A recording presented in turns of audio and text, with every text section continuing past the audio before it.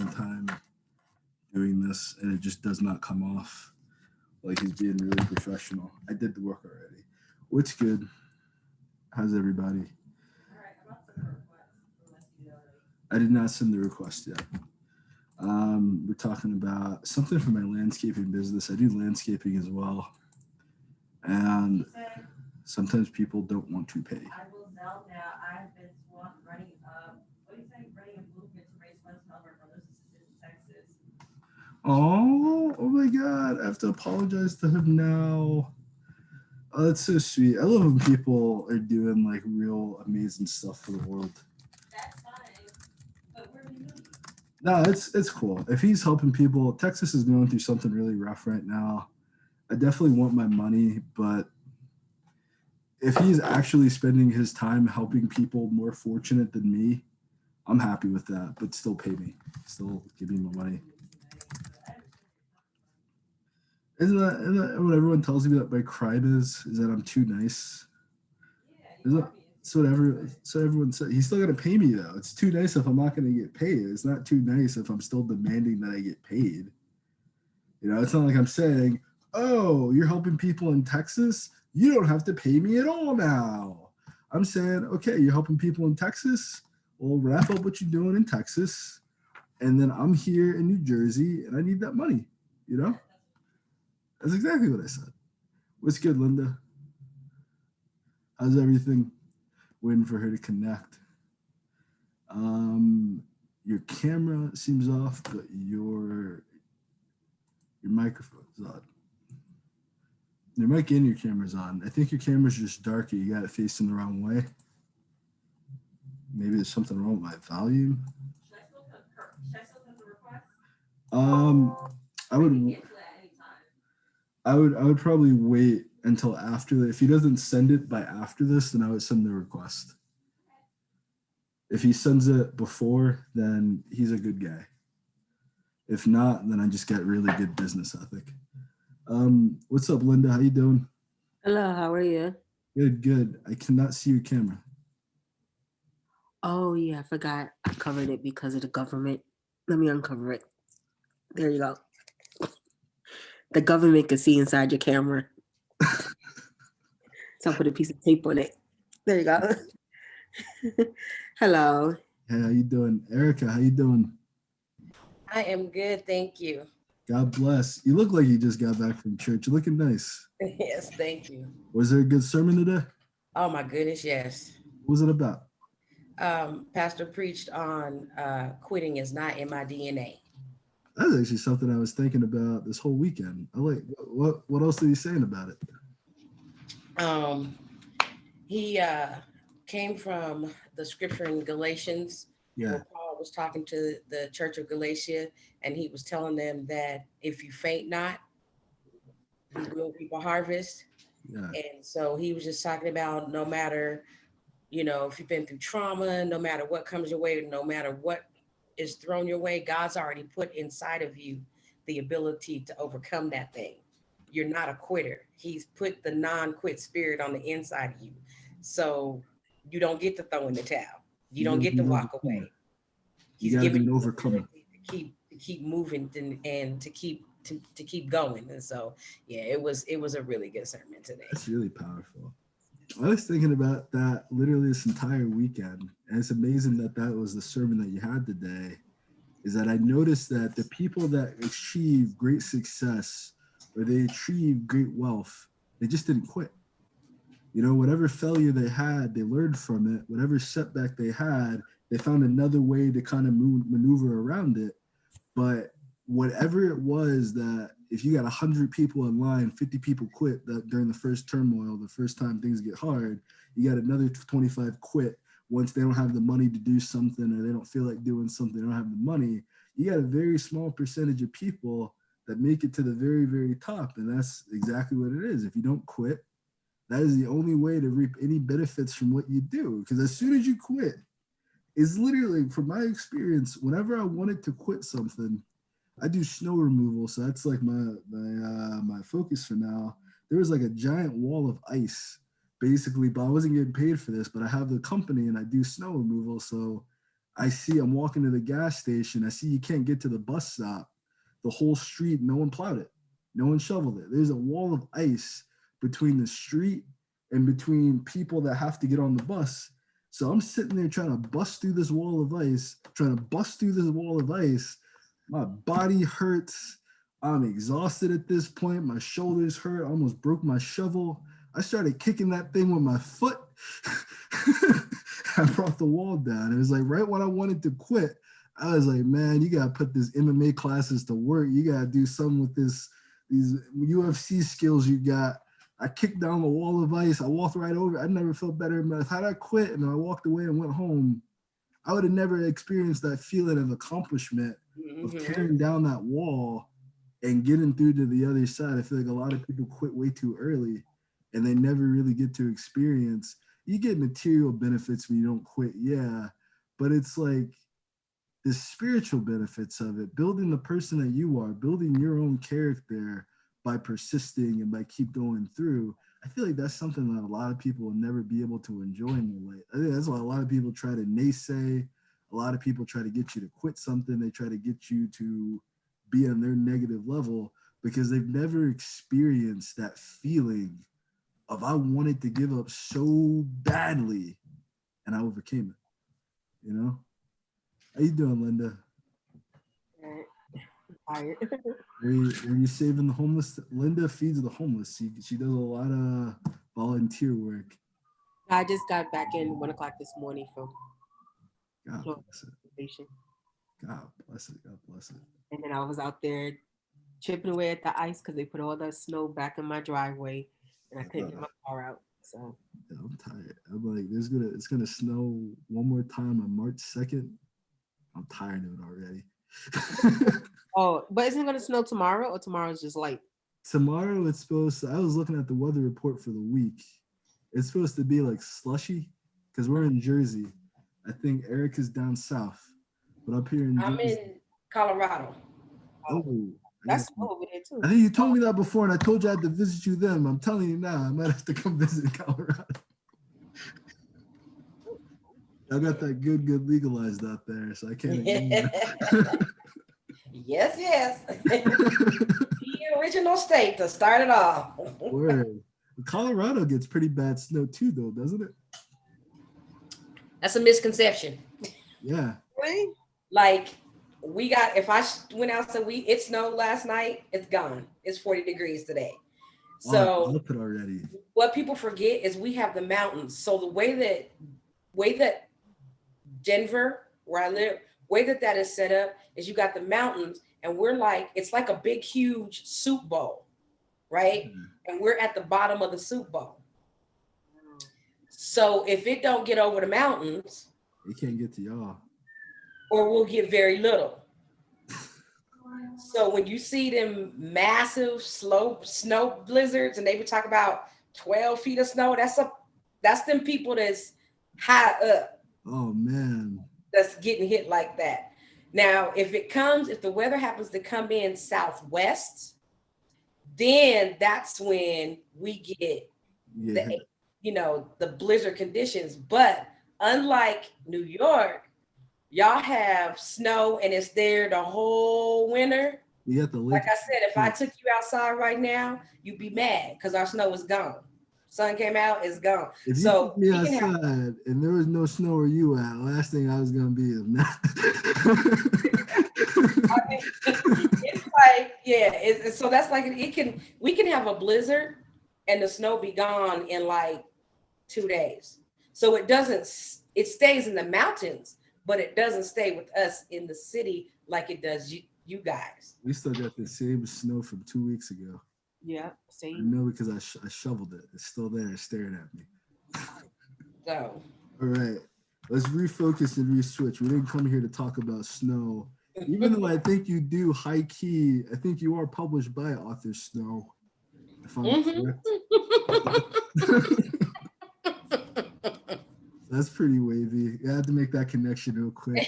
But we're all authors here, you know? I'm an author. I got about 7 books out. You have many books out, Arica. And Linda, this year, I'm working with her. but I also want her to do everything herself because that's just the type of person I am. I'm sorry, Linda. So I don't want to charge you. So if I don't charge you, you got to do all the work. I could mentor you and I could hold your hand, but I think being self-published isn't that hard. But working with a publisher, what is it that being with a publisher gives you that you feel like you can't do? Not like that you necessarily can't do on your own, but what are the added benefits that you feel working with a publisher? Well, so I work with author Synovia and Alexander, author Snow, and she does ebook.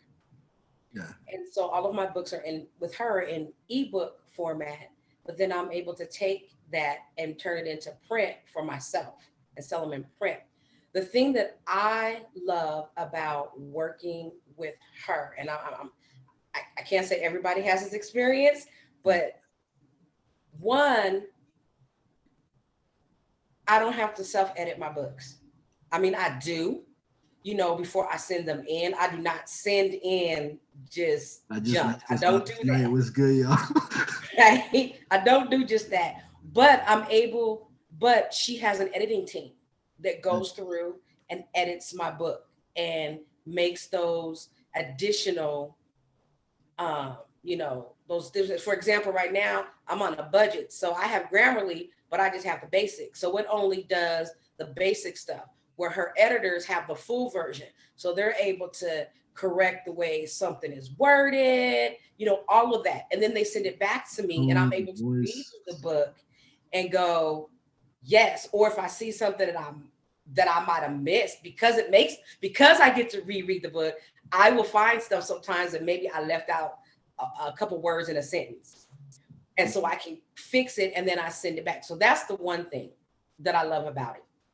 The second thing about it is that the CEO, the amazing Michael Horn, does all my covers, and my covers are always phenomenal.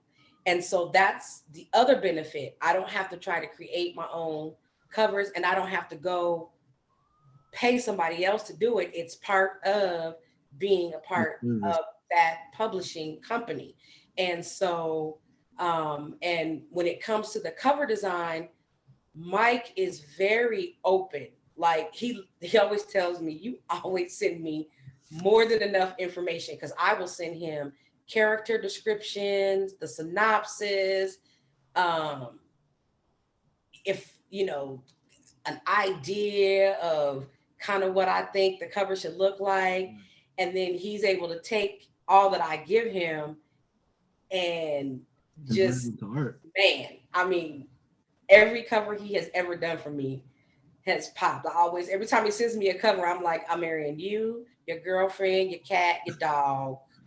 Who else I got to marry? Because he just always does a phenomenal job.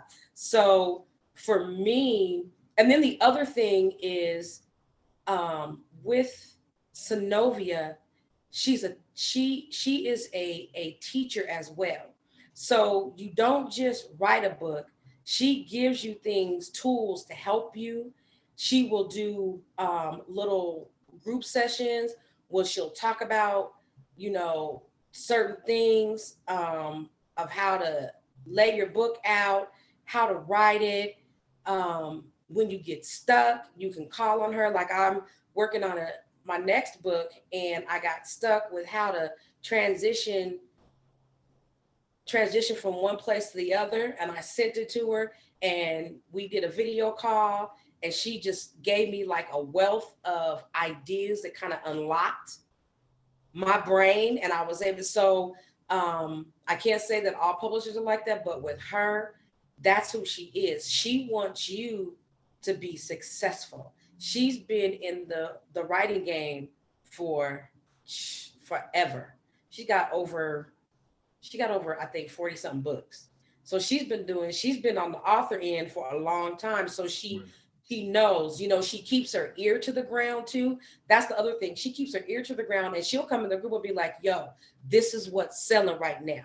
Y'all need to write a story that's popping like this. You know what I'm saying? Or different things like that. And so she always keeps us abreast to what's happening.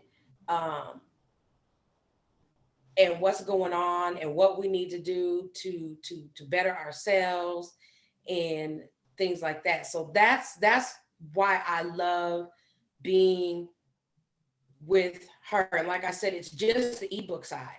But what that does is when I do the ebook and it's all good and done, it's very easy just to transfer that right on over to the print side for myself. And I just, let Mike know, hey, I need a full cover now. And he does the complete full cover for the book. And then I upload the book, and there you go. So it's a win-win kind of situation for me, and I know some people don't, a lot of people think when you think going with a publisher, it's got to be this major publishing house. It doesn't have to be a major publishing house, but it's good. And it's good too, because you're with a group of other authors. And so you guys push and challenge each other. Like, we'll go into our author group and be like, hey, I feel like doing a writing sprint today. And they'll be like, yeah, let's do it. And then we'll start at a certain time and we'll write for 2 hours. And then we have to check in and say, this is where I'm at. This is where I'm at, kind of stuff. So we keep each other challenged. We support and promote each other's books when they drop. I'm going to be having surgery here on Tuesday and going to be down for a while. So I got lots of new books from my authors, as well as some of the other authors that I enjoy, that I'll be reading and hitting them reviews, because I don't read a book and not leave a review. Absolutely. And what people need to understand, it's the reviews that really help an author. It really, really is the reviews. Like, I don't care if I ever become an Amazon bestselling author, but if I got 9, 10, 20 5-star reviews on my book, we doing something. And so it's the reviews that really help us, that keep you motivated as an author. Because when I go and I pull up my book and I see, like my first release of this year, he broke my heart. I broke his pockets. Has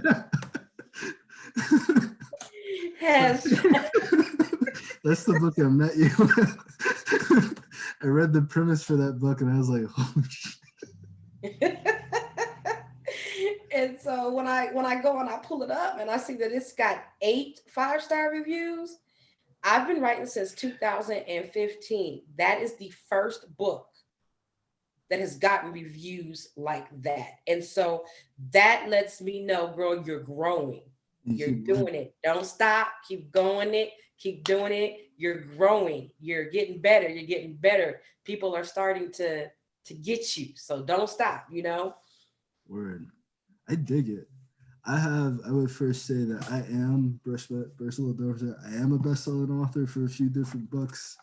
And I have to do everything. I didn't have to, but I voluntarily went the full self-publishing route. I taught myself every element of publishing, from the back end to the front end, marketing, advertising. And I'm at the point where I kind of want to work with a publisher.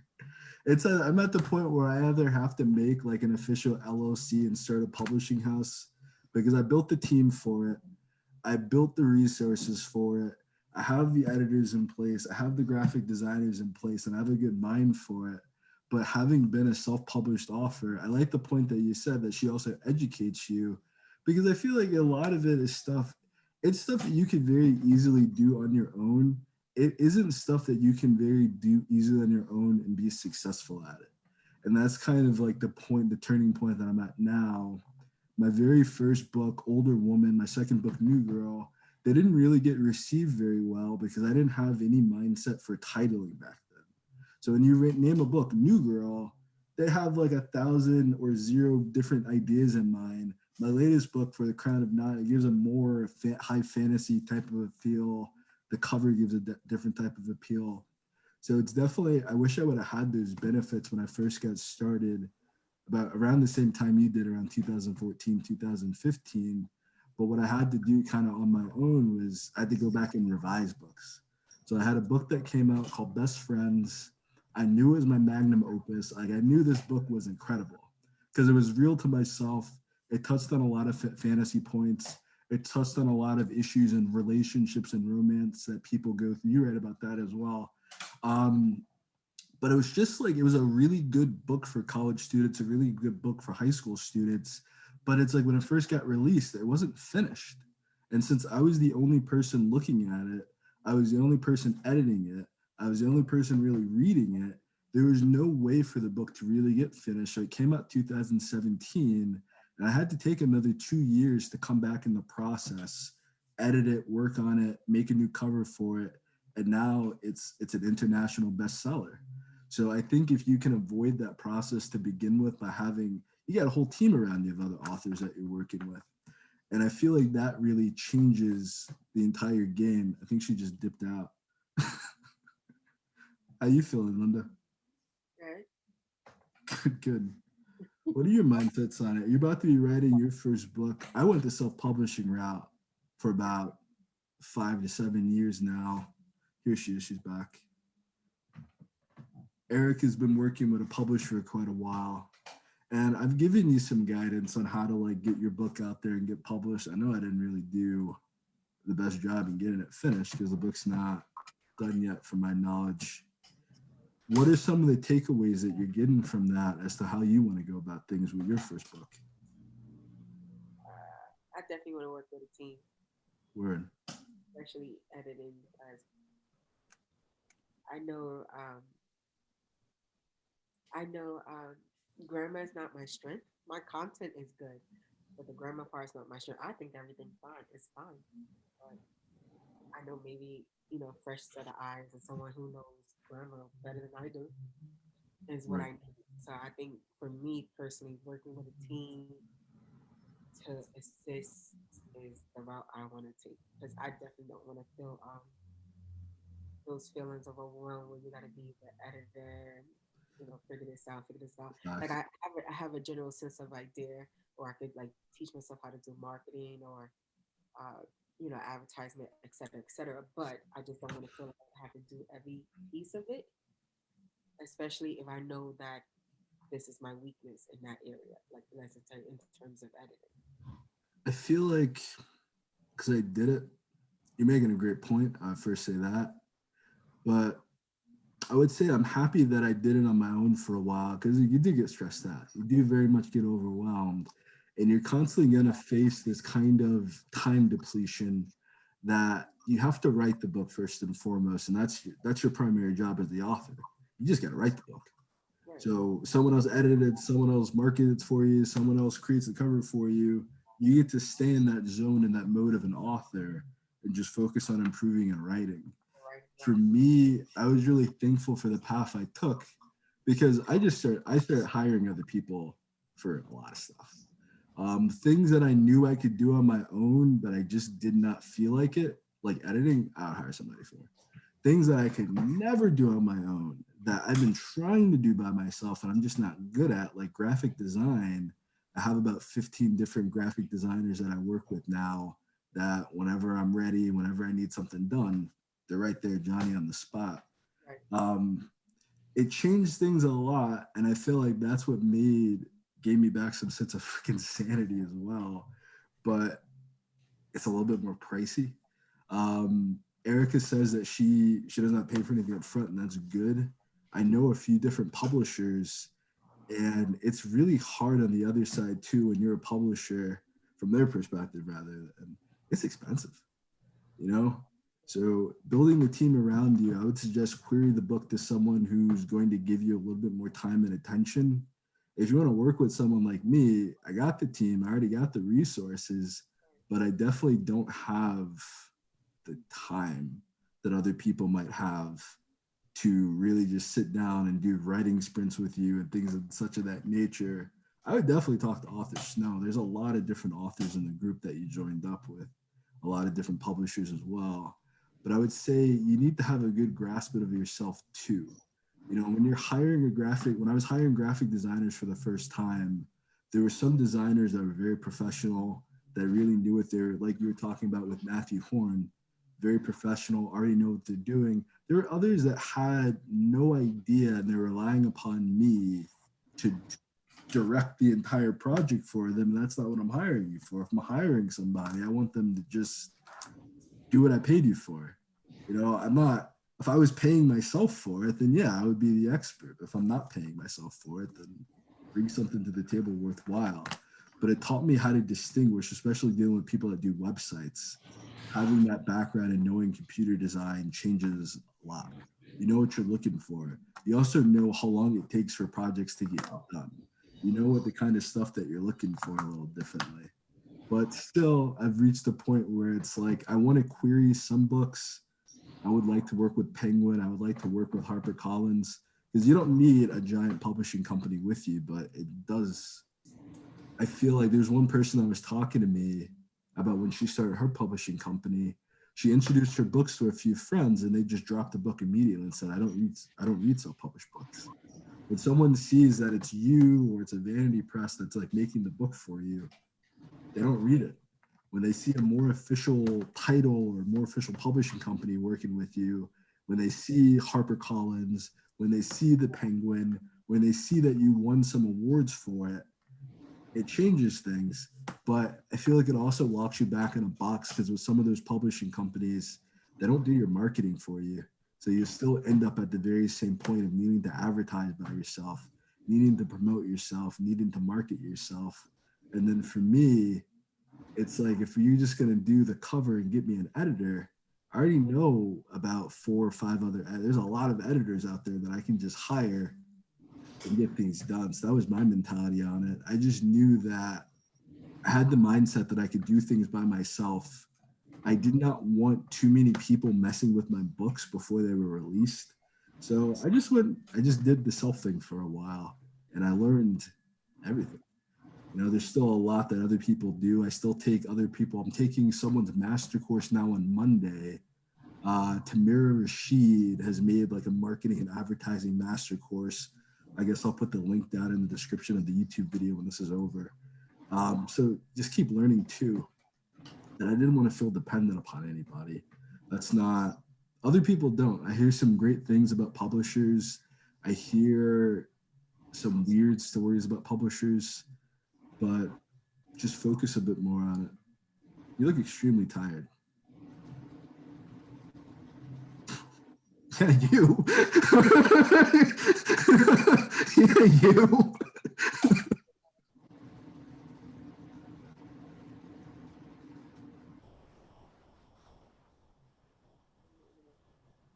I can't hear you. Oh yeah, I said I am. Okay. Yeah. Well, we're gonna get kicked off once it hits the 40-minute point. So don't be, this isn't gonna go on forever. So if you need to go make yourself a cup of coffee to get through the next 20, 30 minutes or so, I'm looking at you. I dig it. Arica, you have any ideas or thoughts? As far as Anything, the publishing process, your experiences with publishers. You got what is your new book about? so the newest book that just dropped is Just Talk to Me. Mhm. And actually, I wrote that book originally. That was the first book that I ever wrote as an author. And I love the story, but I've grown. And so I felt like the book needed to grow. And so I revised it, ramped it up some more, added some new, some new twists, some new turns, and different things like that in the book. And it's actually going to be a series. So there are, I think, 3 or 4 more books that will be coming with that. And it is, I love that book because I struggled with the whole urban fiction, urban romance genre. We talked about this. And at the beginning, I struggled because when you hear urban fiction, people automatically think guns, drugs, sex, just a little thugs, Like Depravity. They think depravity of Black people. They think That's a bunch what- of Black negative stereotypes. that's what people automatically think. And granted, as we talked about that, a lot of urban fiction books are written like that. But a lot of the people who write those books lived those experiences.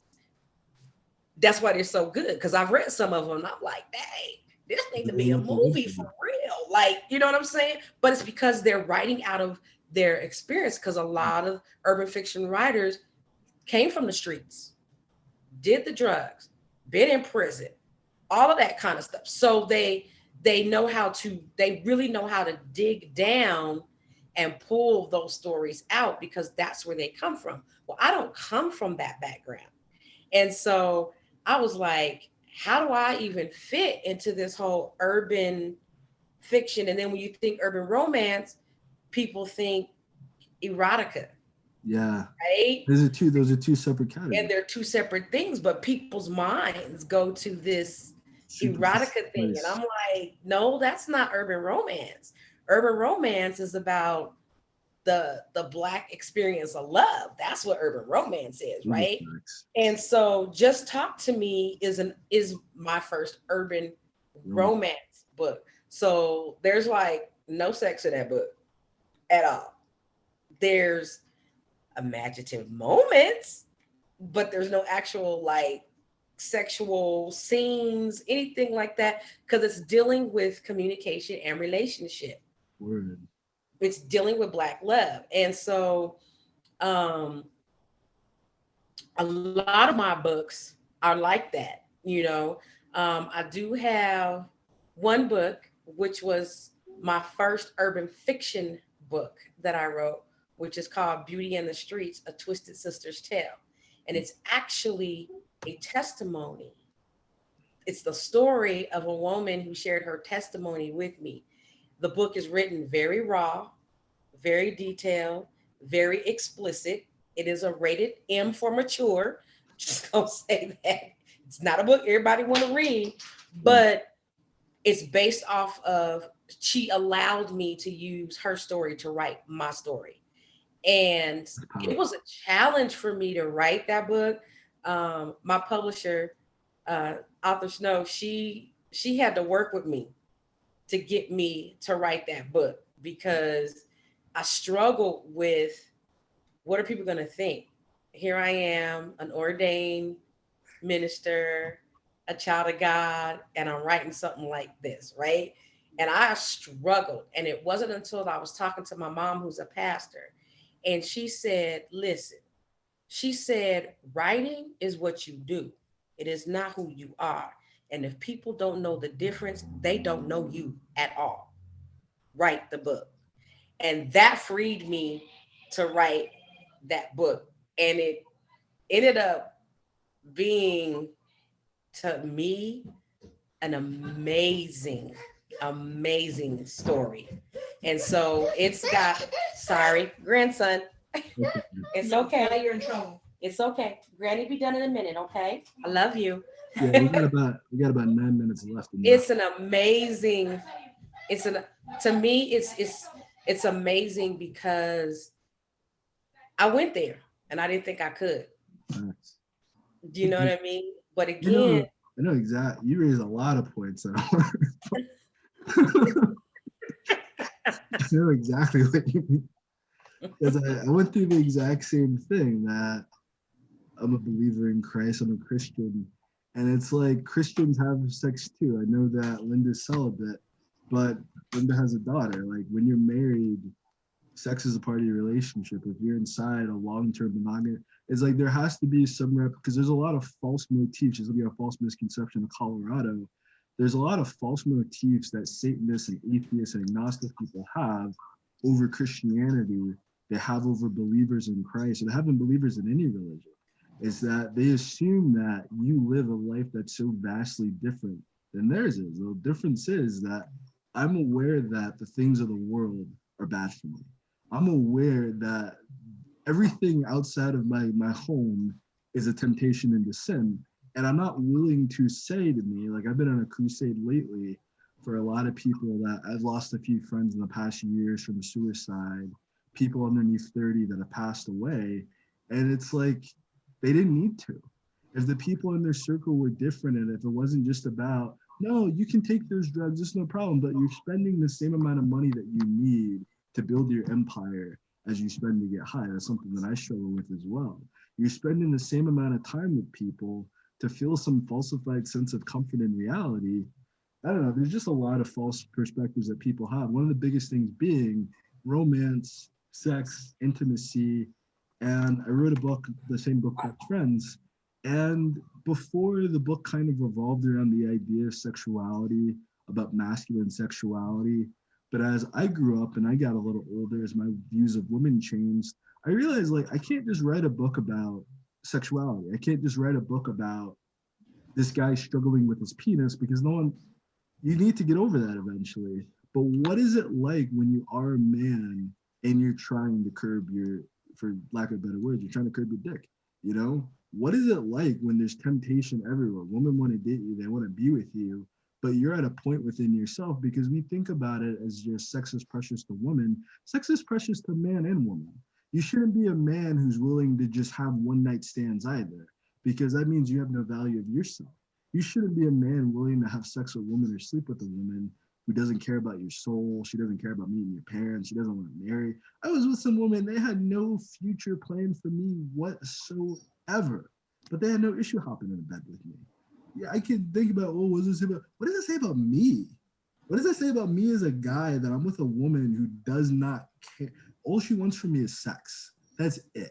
And anything else other than, she doesn't care what I think. She doesn't care what I feel. She doesn't care whether or not I ate. She just cares, hey, you free? And I run to her. That's stupid. And it's like we have this mark for men. So the character is kind of dealing with that struggle that, yeah, like I'm in a relationship and I'm trying to make my relationship work. He's in a very toxic relationship though. So it's kind of the other mark of, you're with someone that you really should not be with, but when is the right time to leave? Because that's something that someone asked today. They tagged me in something asking about domestic violence and when do they leave the relationship. If he's physically killing you, if you fear for your life, you need to call the cops on him, you need to leave. If you guys are arguing all the time and that reaches a point where both of you are putting your hands on each other, you two need therapy first. You two both need to go to counseling. You both need to go to therapy. You guys need to go to individual counseling. You guys also need to go to couples counseling. You guys need to figure out what the hell happened in your childhood, whatever the hell happened with your parents. You don't got to be responsible for fixing each other, because if your life's in, well, I'm getting to a lot of different points at once, I'm sorry. Yeah. But just basically that perspective of, from a man's perspective of love, a man's perspective of romance, how do I deal with that? And I just went through the book and I took all the curses out of it. I took every single reference to a curse out of the book.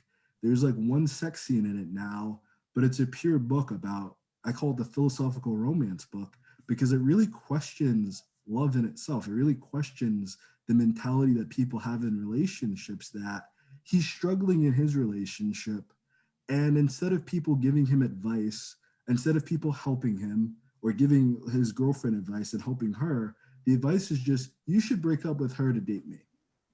And that's what we usually get. It's like, okay, well, you're in a bad relationship. And that's why a lot of guys end up in a situation when they're in a cycle of cheating or they're in a cycle of sexuality, because it's the other women out there don't care about you. They don't see you're someone's son. You know, that's not what it is. It's, you're evil. You're a man. You're evil. You're bad. You're everything that's horrible in the world, especially if you're a black man. There is no help. There is no assistance. So I had to write that book.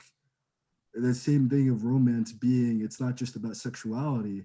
I have another book like that as well, New Girl, that kind of started originally when I wrote it. I wrote it years ago, like 2012, when I was still in college, 2012, 2013, and it was just a one-off sex scene. But then again, as I developed as a man, as I grew up a little bit more, as my perspectives of relationships changed, I asked myself the question, who is this girl that he's having sex with? This is my protagonist. This is my main character of all my books. Why is he? And it turned into, it went from being like maybe 5 pages of her getting a job in a strip club and then meeting the owner and falling in love. And it's turned into this really phenomenal story of going into modern religion, going into the perception that a lot of people have and the struggles of coming to the cross, going into like the heart of a man once again dealing with lust, dealing with the demons inside of himself, and having a woman in his life that's trying to help him fight those demons, rather than having a woman in your life that's feeding those demons and trying to bring the worst out of you. It's like we have a major crisis that we think is just women facing abuse. We think it's just women facing domestic abuse and issues like that. But we have issues with people that were not raised to be in relationships, period. We have an issue right now with people, male or female, that whatever they saw growing up with their parents, or their parents being divorced, or one parent not being in the picture, or both parents not being in the picture, we're picking up some very dramatic, traumatic habits that we bring to our friendships, that we bring to our love life and relationships. So when I revised all my books, that was something that only I could have really had. I mean, other people see it too, but I mean, as far as within my writing, I feel like I was the only person that was going to see that on my writing and say, you have the potential to address this issue. You don't just have to write more about sex, because eventually people are going to have sex. Great. That's wonderful for them. Beautiful. That's not all of life, though. What happens after they have sex? What happens building up to? The best friend is more about the build up to sex. New girl is more about, we've had sex, now what? I fell in love with you. You have no intentions of being with me. Now where do we go from here? And I just felt like those were things that needed to be not just propagating it, not just putting on more of the stereotypes, but addressing the stereotypes right where they are, staring them dead in the face and saying, what do I do with you? And that was just kind of like, that was my journey. And that's how I had to improve. And then became a bestseller. We got, go ahead. The great thing about that is everything you just said, everything you talked about it from your experience. Facts. Right? Your urban experience, which is why I tell people fiction, urban romance, if you are writing from the urban experience, that's what it is. Facts. That's what it is. And so Eric Jerome Dickey, he was an urban R.I.P. late great. Love him. He's you my know, inspiration. Alice Walker, was an urban experience. Do you understand what I'm saying? Yeah. So if you're writing out of your experience and you happen to be African American, you are writing urban